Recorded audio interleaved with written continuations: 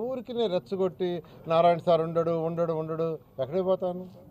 ఇక్కడ చక్కగా medical college ఉంది, ఇంజనీరింగ్ కాలేజ్ ఇన్స్టిట్యూషన్స్ పుట్టాను పెరిగాను.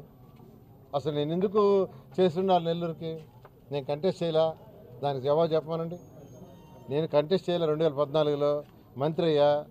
నెల్లూరుకి అన్ని పనులు ఎందుకు చేయాల్సి చెప్పండి. పుట్టి పెరిగాను కాబట్టి నా నైతిక బాధ్యత.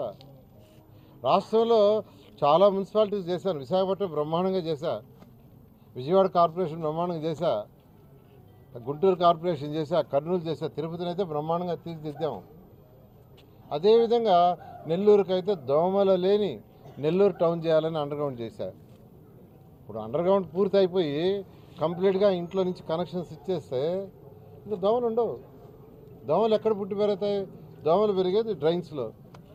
ఇప్పుడు ఇళ్లలో బాత్రూంలో టాయిలెట్స్లో వచ్చే నీళ్ళని అక్కడికి వస్తాయి, దోమలు పెరుగుతున్నాయి.